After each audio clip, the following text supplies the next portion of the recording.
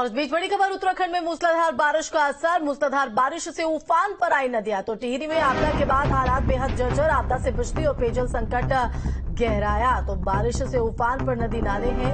लगातार पहाड़ पर चुनौती जो है वो बरकरार है। मूसलाधार बारिश के दौर के बीच इसका जो असर है वो तमाम जगहों पर देखने को मिल रहा है। तो मूसलाधार बारिश से नदियां नाले उफान पर। टिहरी में आपदा के बाद हालत बेहद जर्जर है।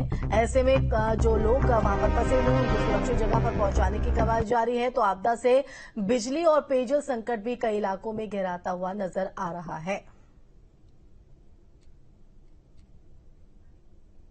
तो उत्तराखंड में बारिश का येलो अलर्ट जो है वो मौसम विभाग की तरफ से जारी किया गया है और उसके चलते आप देखिए किस तरह से आफत के अलर्ट के बीच सैलाब का तांडव भी जो है कई जगहों पर देखने को मिल रहा है। तो श्रीनगर में रौद्र रूप जो है नदी नालों का। तो देखिए तस्वीर आपके टीवी स्क्रीन पर, ये 12 तस्वीरों के जरिए आप पहाड़ पर जो विकट स्थिति मूसलाधार बारिश के दौर के बीच देखी जा रही है। कहीं सैलाब का तांडव है तो कहीं लोगों को अपने आशियाने को छोड़कर दूसरी जगहों पर शिफ्ट होने के लिए मजबूर होना पड़ रहा है। तो नदियां नाले भी देखिए किस तरह से अपने रौद्र रूप में नजर आ रहे हैं। तो वो टिहरी हो, पौड़ी हो, बागेश्वर हो, बादल फटने से तबाही की बात हो, रुद्रप्रयाग की, तो आप देख सकते हैं इन 12 तस्वीरों के जरिए कि किस तरह से जो चुनौतीपूर्ण मंजर है वो वहां पर देखा जा रहा है। तो कहीं पर पेयजल संकट और बिजली का भी संकट देखा जा रहा है।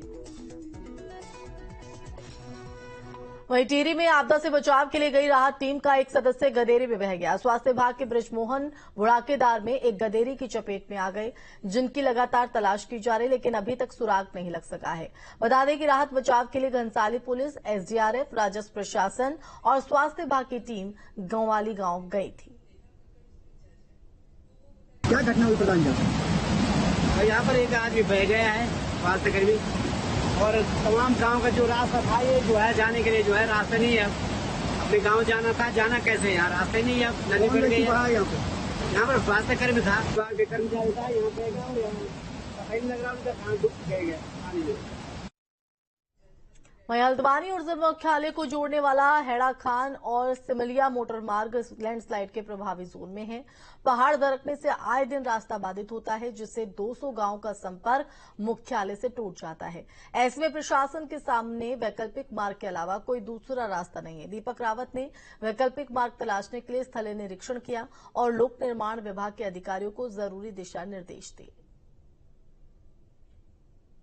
इंपॉर्टेंस इसलिए बढ़ जाती है क्योंकि मार्ग तो पुराना है ये, और मुझे लगता है कि ब्रिटिश पीरियड से भी ये चलता है। काफी लोग यहाँ से आते थे पैदल और गाड़ियां भी आया करती थी। लेकिन क्योंकि अभी ये जो हमारा मार्ग है, जो मेन मार्ग हमारा हैड़ा खान वाला है, इसमें आप जानते हैं कि पिछले साल से ही बहुत बड़ा स्लाइड आया हुआ है, और वो स्लाइड उसको सुरक्षित भी नहीं कह सकते, वो डिपेंडेबल भी नहीं है, कभी भी बड़ा स्लाइड आ सकता है। उसके मद्देनजर ये वैकल्पिक रूट की हमें आवश्यकता है, और केवल ट्रैक रूट के रूप में नहीं, फुल टाइम आवश्यकता है। इसलिए पीडब्ल्यूडी से कहा गया है कि इसका पार्ट 1 का पीडब्ल्यूडी एस्टिमेट बनाए और उसके बाद इसको स्वीकृत कराया जाएगा। और एक तरह से हमारी पहाड़ों में आप जानते हैं कि जितने एस्केप रूट्स हो उतना अच्छा है आपदा के हिसाब से। वहीं बागेश्वर में सचिव आपदा प्रबंधन विनोद कुमार ने बारिश से हुए नुकसान की समीक्षा की। इसके बाद जिले में संचालित केंद्रीय फ्लैगशिप योजना और सीएम हेल्पलाइन की व्यवस्था को भी परखा। प्रभारी सचिव ने डीएम अनुराधा पाल से शासन स्तर पर लंबित योजनाओं के बारे में भी जानकारी जुटाई। सचिव ने अधिकारियों को जानकारी देते हुए कहा कि आपदा के मानकों में बढ़ोतरी की गई है।